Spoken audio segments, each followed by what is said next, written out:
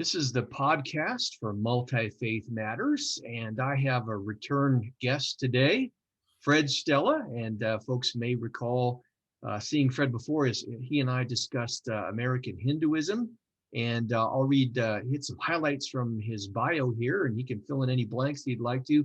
Fred is a convert to Hinduism from Catholicism. He formally embraced the Dharma when he was 30.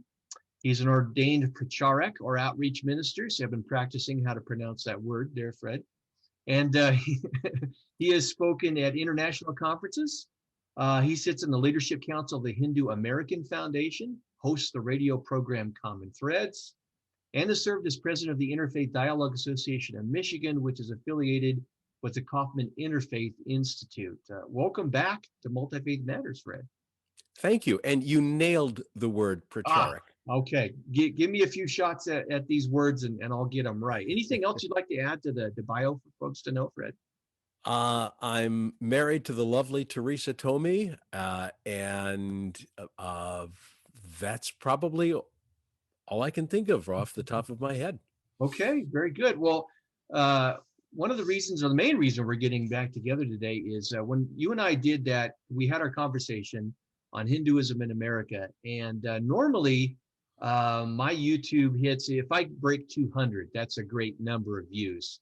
But somehow this video, it's slowed down, but it's still climbing. We're at over 18,500 views so far, and over 200 comments.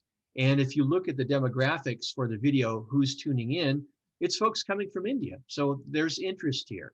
And you and I have been having some conversations for a while now with our friend Darren Dirksen about the possibility of Hindu-Christian dialogue. And during one of these conversations, this possibility came up for conversation. So we're trying to lean into the interest in Hindu-Christian conversation. And today we're going to talk about something that happened a few years ago, but it recently gained new life in discussion in pop culture. And that is the controversy around the Simpsons cartoon character Apu. And just for a little background, we're going to give a little introduction to this here. That character is voiced by the voice actor Frank Azaria, a white gentleman, and it has gathered some controversy in the South Asian and Hindu community that have concerns about stereotypes. And because of that controversy, Frank came out and said that he was no longer going to be voicing that. I think the Simpsons producers have taken that character off. Is that correct? Do you recall, Fred? I do not know what the final decision is. Okay. I'll take your word for it. Yeah, that's what I'm hearing anyway. But I know he said he doesn't want to voice him anymore. And that was maybe a couple of years ago. But most recently, he expressed, again, remorse and even said if he could, he would apologize to every person in India. And that led to the Hindu American Foundation inviting him to come and have a meeting. I don't know if that took place. But one of the things that really kind of put this on a national stage was a documentary called The Problem with Apu. And it was done by an Indian comedian. And rather than describing what that's about, I'm going to use the share screen. And we are going to watch that documentary if you're on YouTube here. Let's see. Here we go. Here's a documentary, The Problem with Apu. And it's because of that I dislike The Simpsons. The whole series. Yeah. I love The Simpsons because you hate yourself. My name is Hari Kondabolu. I've had a great career filled with laughter, critical acclaim. I should be completely happy, but there's still one man who haunts me, Apu Nahasapima Pedalon. Please pay for your purchases and get out and come again. How many of you had to deal with being called Apu or that being referenced?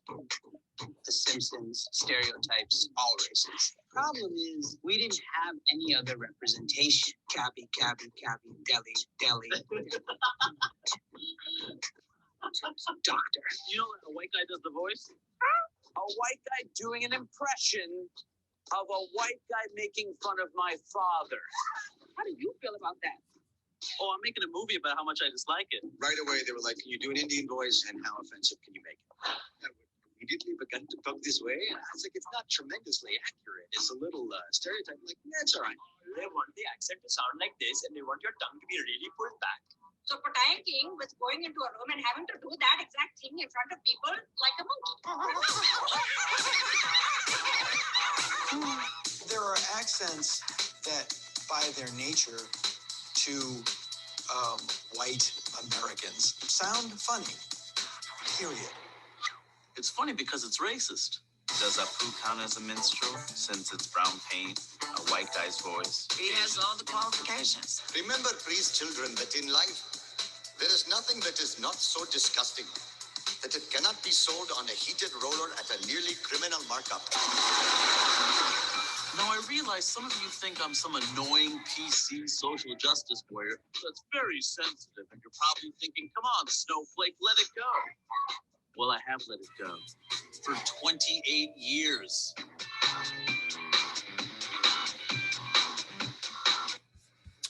So that's the documentary. I haven't been able to track it down yet, but it does look very interesting. That kind of highlights the concerns that have been expressed in some quarters of the Hindu and South Asian community. And we have Fred here to help us sort this out. And I do want to state one caveat here. Some may say that there's a problem with two white guys discussing concerns about stereotypes of brown-skinned peoples. What we're trying to do is bring a Hindu and a Christian together to have a respectful conversation and to try and understand why this stereotypical character has been received the way it has in some quarters of these communities. So with all of that, Fred, again, welcome. Would you begin by sharing how you and I kind of stumbled onto this topic for conversation? Yeah, and I really think that it is important that two white guys, well, I actually prefer to check the box that says Mediterranean gold when I'm filling out applications, but regardless, I'm white, I know that. Yeah. But it is important that our voices enter the conversation. Thankfully, we're not the only voice. If we were the only voices, that would be a problem. But there are plenty of South Asians who are involved in this conversation. So when we had our first conversation a few months ago, you opened up, you gave me a tremendous opening. Your first question was, give me an example of a Hindu expression, And I couldn't resist. I said, thank you, come again. Now, this is because I have a disorder, and this disorder reveals itself in any time somebody gives me an opening, I have to take it. I have to be witty. I'm not proud of this all the time. I mean, when I was asked if I would take this woman to be my lawfully wedded wife, I knew that the correct answer was, I do. But for a split moment, I thought, is there a better answer? Is there a more witty answer? What would Noel Coward say? Thankfully, because I have been married for over 25 years now, that is probably due to the fact that I agreed to say I do when I should. So, as I said, I said, thank you, come again. And I said that thinking this would be a great way to come back to that and talk about the Apu controversy. Because it is on the minds of many Hindu Americans of South Asian descent. But you know what? We never did. Obviously, we never circled back around. I never got to address it. And I felt bad because anybody who saw that video, the first thing that they would say is, oh, Fred's using Apu to mock South Asians. And that wasn't my intent. So I appreciate this opportunity to come back and really dig into this, because my journey with Apu has been drastically changed by all of this. So let me start by saying that I have been a major fan of The Simpsons ever since its inception. I haven't seen it in a couple of years because I no longer have a television, and whatever platform they're on online, I can't get. But regardless, I've always appreciated their humor, and I appreciated Apu. I loved Apu over the years, and here's why. There's a couple of reasons. First of all, the Simpsons are like Don Rickles, um, a mutual offender. What are they? What did Rickles call himself? A equal opportunity offender. That's what it is. An equal opportunity offender. You can't watch The Simpsons with an extremely thin skin, because however you identify yourself, whether it's ethnically, religiously, politically, whatever, you're going to get skewered sometime or another. And I didn't mind that. I've never had a problem with ethnic humor as long as it was done in good taste. But of course, good taste is relative. So let's take for example, I am Italian American. And if you watch The Simpsons, you will see actually three Italians that come across the screen here and there. First of all, there's Fat Tony, brilliantly voiced by Joe Mantegna. And Fat Tony's with the mob. He's a mafioso. And he has a henchman. I don't even know if he has a name, but he is an homage to Joe Pesci, who, of course, is an Italian American who's played several mobsters over the years. So you have those two representing the mafia. And then you have, I believe his name is Luigi, the Italian restaurateur, right? And, Luigi, he speak like this. And he's got the handlebar mustache. He's clearly an Italian stereotype. Mm-hmm. So I watch The Simpsons and I see Fat Tony and the Joe Pesci character, or I see Luigi, and I have no problem with it whatsoever, right? And people in the mafia do not reflect well on Italian Americans, but I don't care. First of all, it's funny. Second of all, and this is the most important, I know that I am not going to be mistaken for a mobbed up guy. People know that I am not a member of the Cosa Nostra. People know my family. People know my other Italian friends. It never comes up. It might come up in a joke here or there, but that's probably due to us more than anything else, because if you're Italian American, you probably think that The Godfather is the greatest movie in American cinematic history. That's just how we are. Even though we completely oppose the mob and, we're law-abiding citizens for the most part, we know, because we've been in this country for so long, we know that there's this stereotype of the Luigi guy like this, but you don't see him anymore. I had two uncles that were just like Luigi. One also had the handlebar mustache, and both of them owned pizzerias. Okay, so I know that character exists, but I know that people don't think that that's who I am, or my family, or whatnot. And I know that there have been multiple stereotypes of Italians over the years, right, including the mafiosi and the funny-speaking pizza man, the organ grinder. There's the stereotype of all Italian men being great lovers. We won't go there. Okay. Okay. Keep that to the vest. There you go. Yeah. Remember, there's always a little bit of truth in stereotypes sometimes. Okay. So anyway, and so I was able to watch Apu in the same way I was able to watch Fat Tony, and think, well, it's all in fun. And above and beyond that, two things about Apu. Number one, I had no idea for the longest time that Apu was being stereotyped as a 7-Eleven manager or owner, with the Quickie Mart, because I grew up in Detroit, and when I was growing up, all of the people who owned those kinds of stores were from the Middle East. They were Yemeni, Iraqi, Lebanese, Jordanian, but they weren't Indian. So I didn't know that that was a stereotype. Apu could have sold insurance or cars. I would have had, no clue one way or the other. I did not see my first Indian American Quickie Mart kind of store manager owner until I moved to Grand Rapids, and I've seen a grand total of one.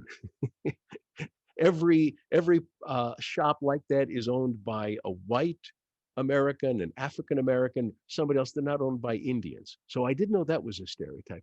Number two, I loved the fact that Apu was Hindu.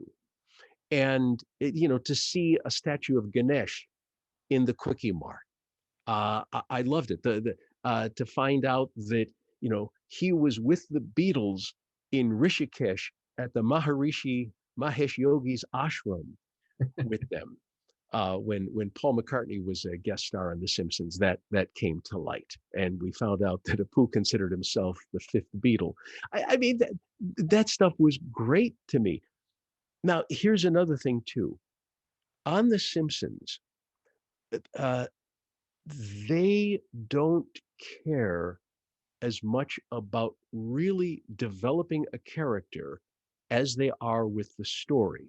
So, for instance, sometimes Homer has been described or he's scripted as being so dumb, you're amazed he can put one foot in front of the other. And there are other stories where Homer is actually more creative. Sometimes you swear that they're one house payment away from being homeless, and other times they seem to be rather flush with cash.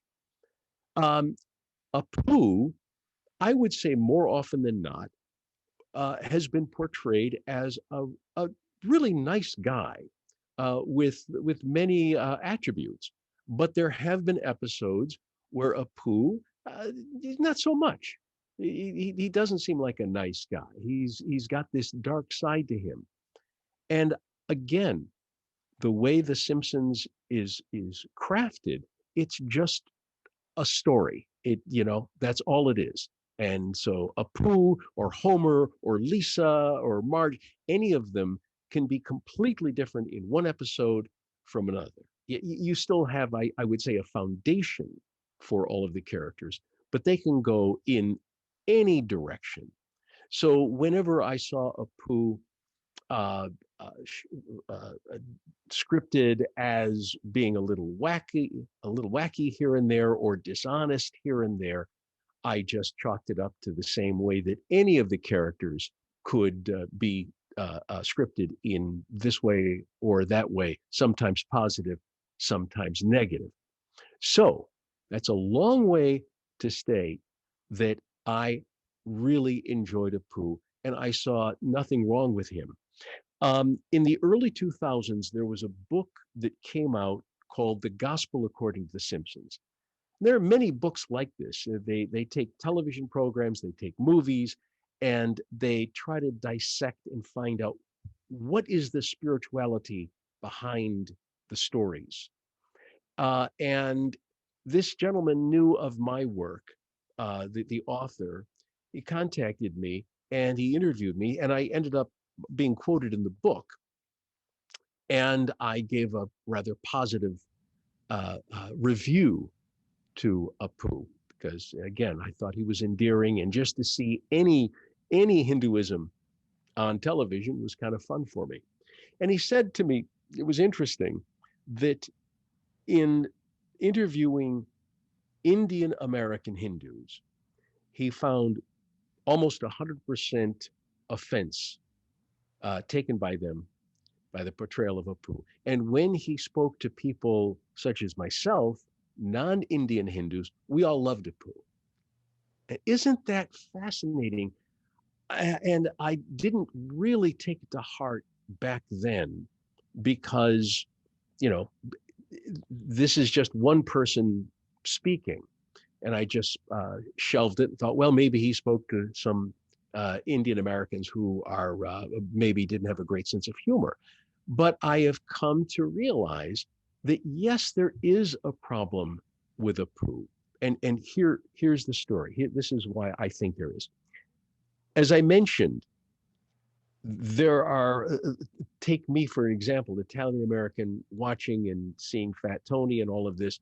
And as I said before, people pretty much know the Italian American community, and they are not going to think that we are all like that. But the South Asian immigrant community and the generations following that, the people who are now second generation, they're newer. They look more different from a Fred Stella. And you know, how many Italian Americans, or I should say Americans of Italian extraction, they got a last name like Fazzini or Donato, but because of intermarriage, you know, they might have a lot more Anglo-Saxon in them than they do actually Italian. So Indians, being a real minority in this country, they are more apt to be stereotyped. People may actually look at Apu, listen to Apu, and then think, okay, this is a representation of what it's like to be South Asian.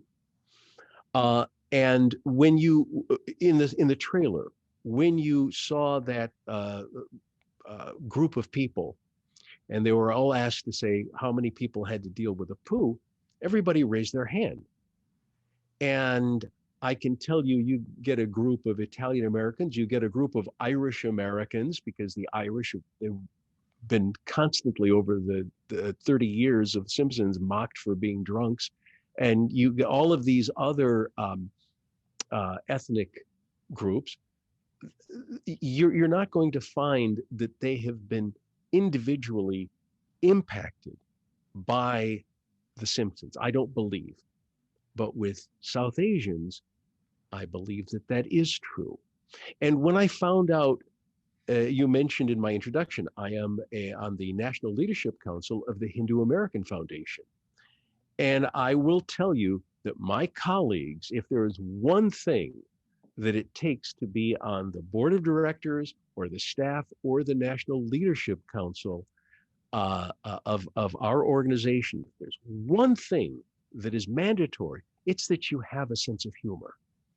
When we get together, we discuss all of the challenges and issues of being Hindu in America, and yet we laugh. I just so enjoy being with my colleagues.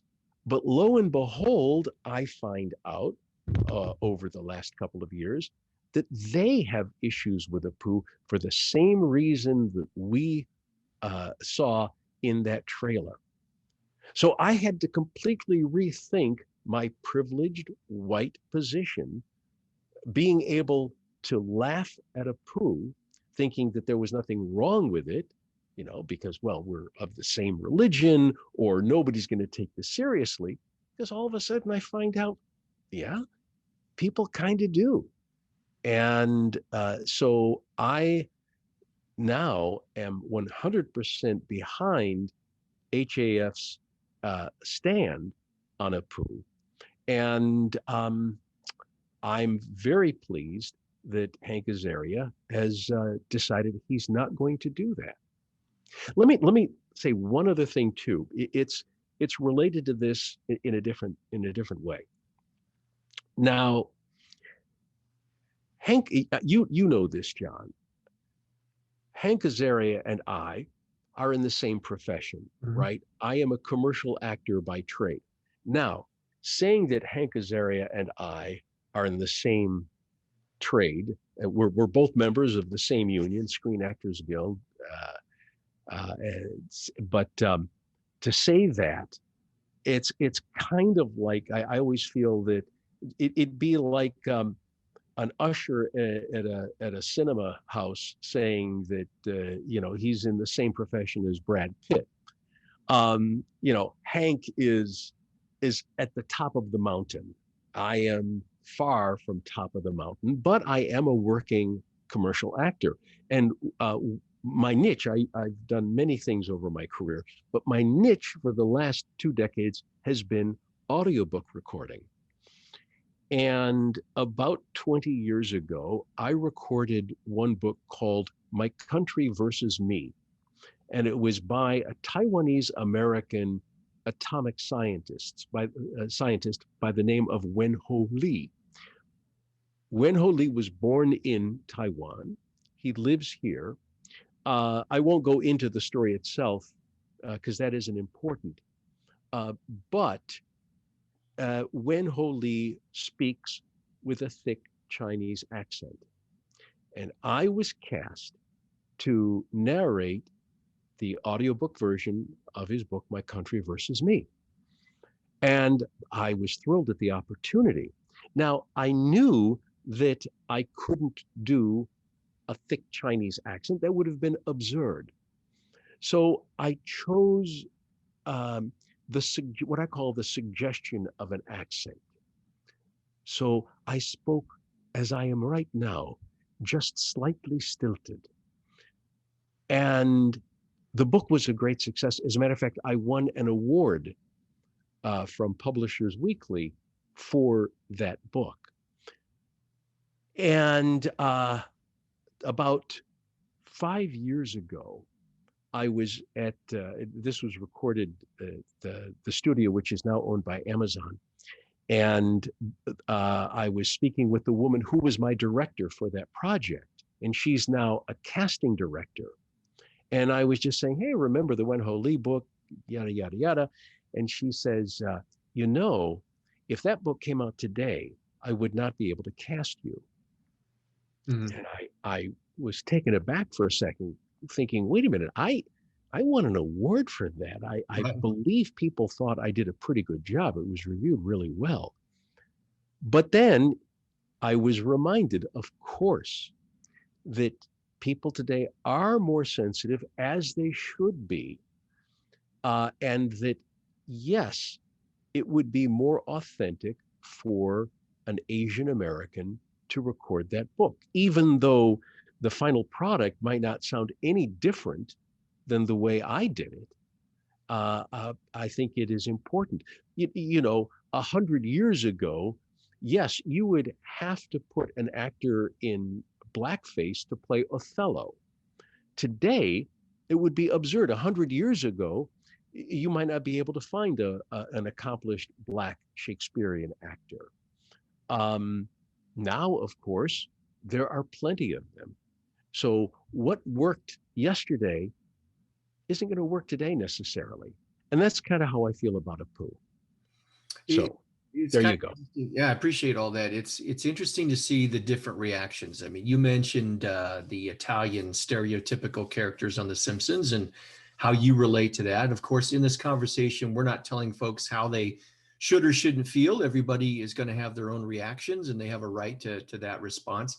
As I watch The Simpsons, what's interesting is Homer's white middle-class guy, and I'm a white middle-class guy. I don't see myself represented in Homer Simpson, but I find him comical, you know, in the stereotype. There's a character that in The Simpsons, it's a comic book nerd that kind of represents nerddom in general and science fiction conventions and that kind of a thing. I enjoy those. And how about Ned Flanders? Well, I was, Ned Flanders and Reverend, what's his name? Reverend Lovejoy, I think it is. Yes.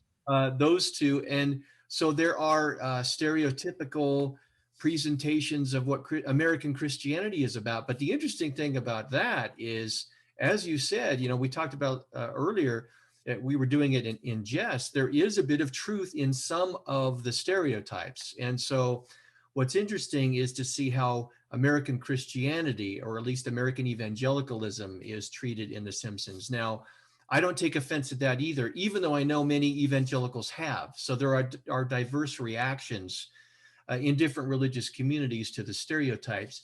And in my preparation for our conversation, I found not only the negative reactions, but I found articles by and about Hindus and South Asians who didn't find it problematic. So Just to note that there are different reactions there. We recognize the stereotype. Your organization finds it problematic. If someone is a Hindu or a South Asian who finds it problematic, I'm not going to tell them anything different. We just want to note that there have been diverse reactions to it out there. Yes. Yeah. So, No question. No yeah. question. And one of the things, interestingly, for both Apu and Ned, you have to give them credit that they have become multidimensional over the years.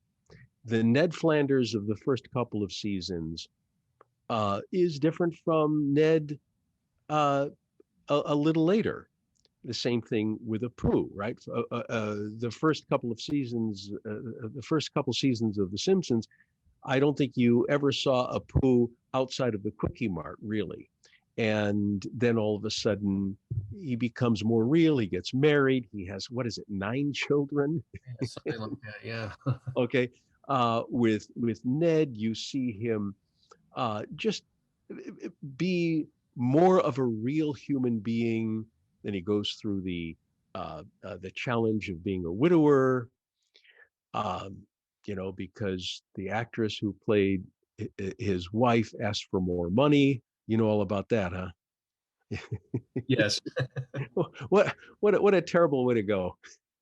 But point being that as you are not offended by Ned or Reverend Lovejoy, and yes, absolutely, I'm sure there are plenty of South Asians who appreciate Apu.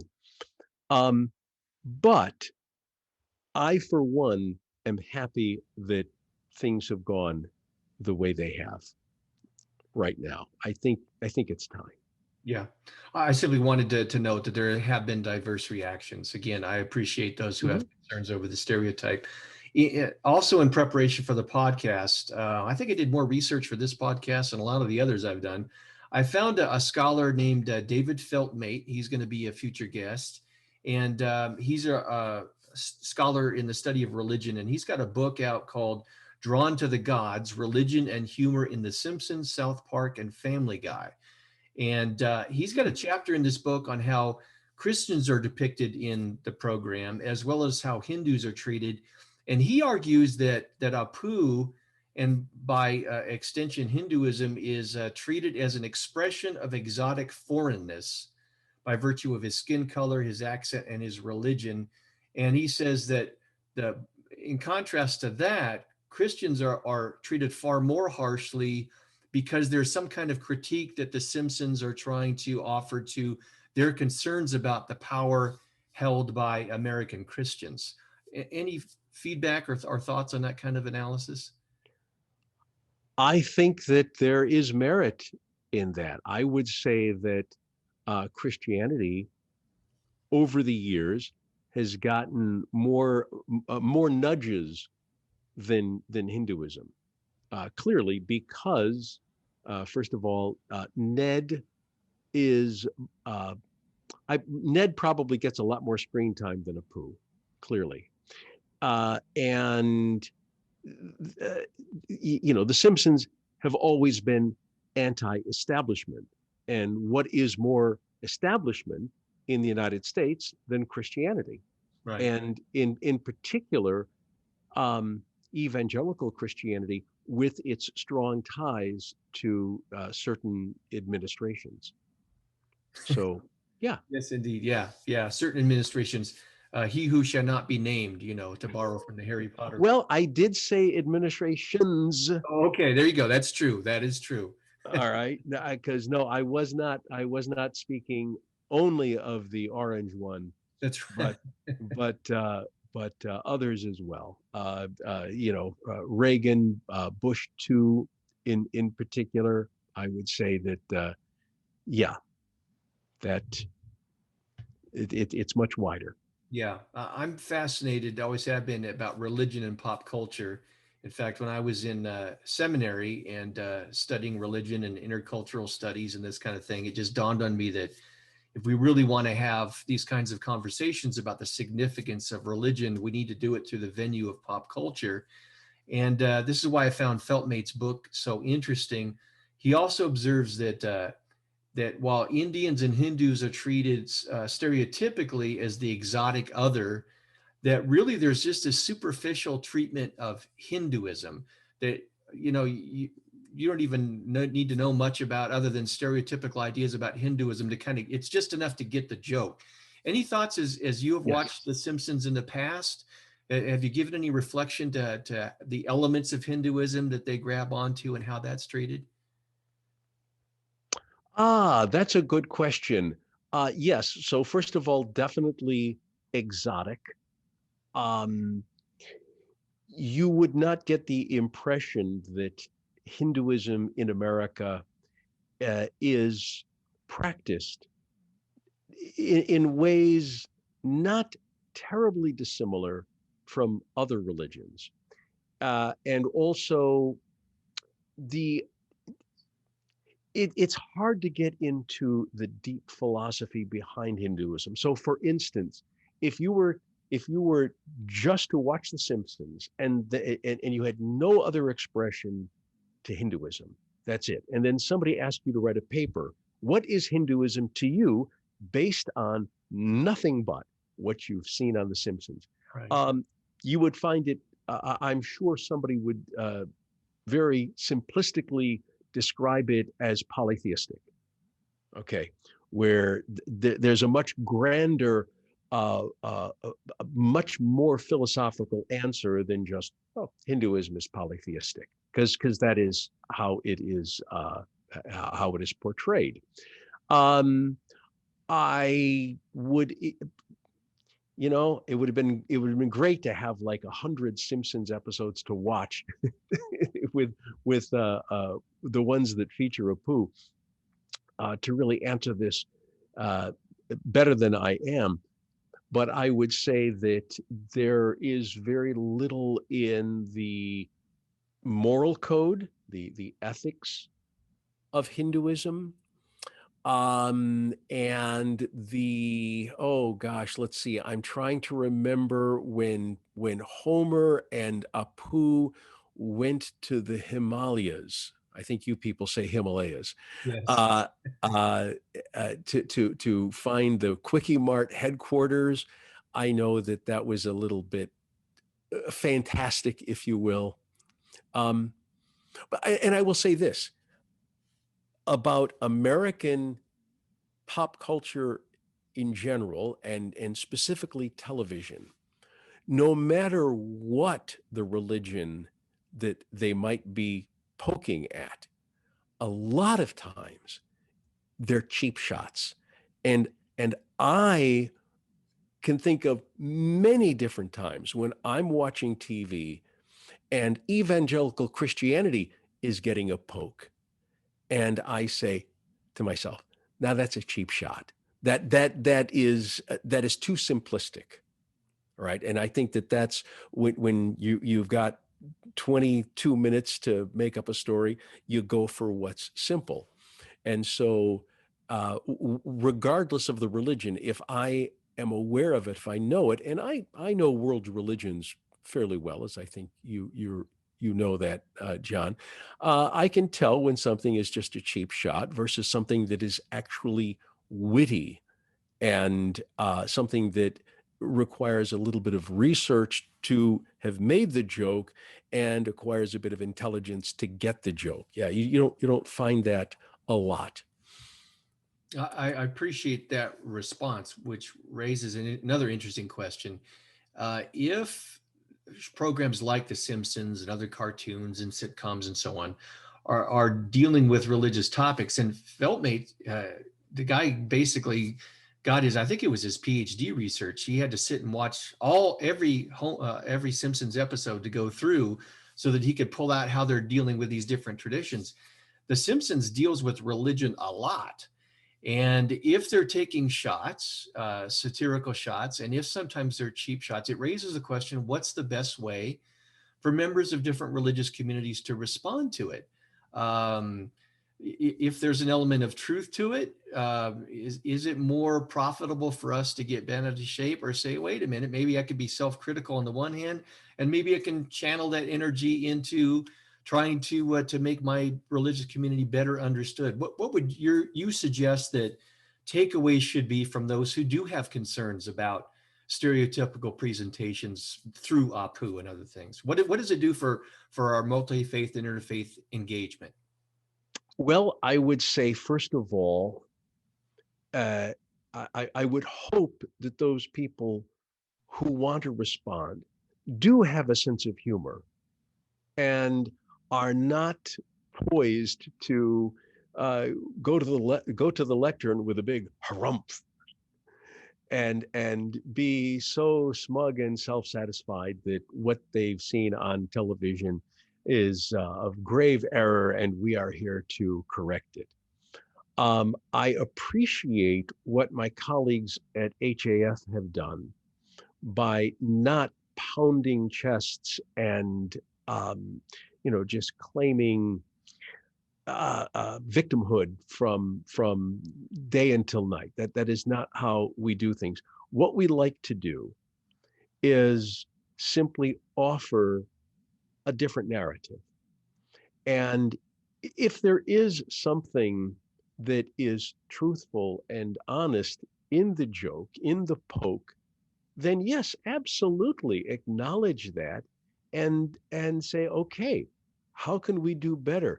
And maybe it could be one of two things. It could be we are doing something wrong, or it could be we are communicating our message in an incorrect way, or we're not communicating enough, perhaps, that we have this attitude, this is who we are, and we don't care what people think about us. But I believe that people can take these opportunities. I certainly have seen it in the evangelical community, where people have embraced Ned Flanders while at the same time acknowledging that, there are flaws in the way evangelical Christianity is portrayed on The Simpsons. So I think the same thing could be done with Apu. Now, again, apparently Apu is no longer going to be in the cast of characters, but at least in the old Simpsons, where he does play a prominent role, we could do that. Absolutely. We could take a wide variety, and maybe in this documentary, I'm as with you, I've seen the trailer, but I haven't seen the documentary. Maybe there are points where we could point to something and go, okay, there is truth behind this, but then this is where it goes over the top. This is where they don't quite have it right, and you do so with as much, you want substance, but you also want perhaps a bit of whimsy, because it is a cartoon. Right. I think I would resonate with that when it comes to depictions of evangelical Christians.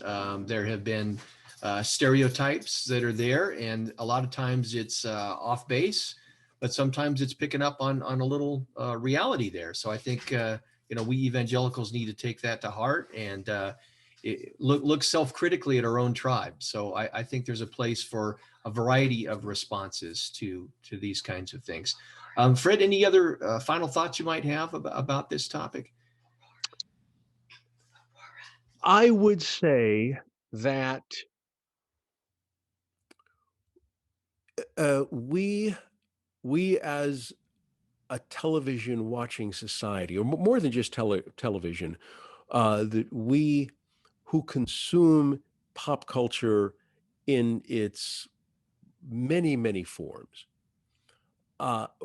we need to educate ourselves above and beyond what is just placed in front of us. And I know that only a few people are going to do that. I have no idea how many people have watched Apu over the years and said, well, I'm going to find out. I'm going to read a book on Hinduism or read a book on Indian culture to find out just how true that is. Or somebody who, again, would watch Ned Flanders and go, I'm sure that that's not the whole picture. I'm going to read a book or I'm going to watch a documentary. on this, but those who are intellectually curious may be led to do that, and that's a good thing. And just the fact that we're having these conversations, I think is wonderful. I'm pleased that you invited me here to talk about Apu today, and that other conversations are happening. So I'm optimistic that at least some segments of our culture, of our society, find this important. Well, my hope is that folks are curious as well. If we watch something like The Simpsons and see these characters and then read and hear about these controversies and just to leave it without digging a little deeper and seeking out resources and people for conversations, I think we really end up becoming just an embodiment of the Simpsons themselves. We just become human cartoons. We need to move from 2-dimensional to 3 dimensions in terms of our exactly. And yeah. If I may, there's one other thing I'd like to mention. Just the other day, I read an op-ed from an Indian American actress. When we're talking about who does this affect, right? Who does Apu and The Simpsons and pop culture affect? There was a real powerful letter or a column written by this woman who, when she entered the field of acting, she was always told to be big. She was, first of all, she did not speak with an Indian language accent. She spoke, American English, but she was encouraged to speak like Apu when she would go out for roles, that all of her roles were big, stereotyped Indian people.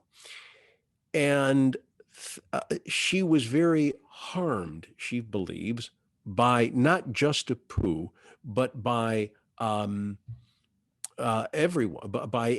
For instance, I think she brings up a Peter Sellers movie, The Guru. Is it The Guru? The man, I forget the name, but it came out in I think in the late 60s. And he played an Indian. He did play a guru. Whether the name of the movie is Guru, I don't know. But that was the model they were going for. And in the same way, where African Americans in cinema early on, they were servants more often than not, right? Or they were in the orchestra, all of the great musicals of the 30s and 40s. Yes, they could be in the orchestra, but they couldn't be the leads. So, or again, as a servant. And South Asians, along the way, they played stereotypical South Asian characters. And now we've come to a point, thankfully, where somebody could be South Asian and just be somebody's next door neighbor or somebody who works in a bank. There's nothing special about them. They're just Americans who happen to have parents or grandparents who came from India or Pakistan, whatever. And so I think that we really have grown in my industry, in the entertainment industry. I'm very pleased to see that. So there you go. Yeah. It sounds like we've come a ways, but of course it's a journey, and we've always got a ways to go. So yes, I think this is an important topic, and Fred, I appreciate your coming on the program to talk about it. Hopefully folks will tune in. Fred, it's always a pleasure to have you on the program. I appreciate this, and hopefully this is contributing to folks wanting just not only see more, but be involved in more Hindu and Christian conversations. I applaud your efforts, John. Always do. Thank you, sir. I want to thank our listeners and our viewers. I'm John Moorhead. I'm the host of the Multifaith Matters podcast, and we thank you for listening and for watching. Until the next program.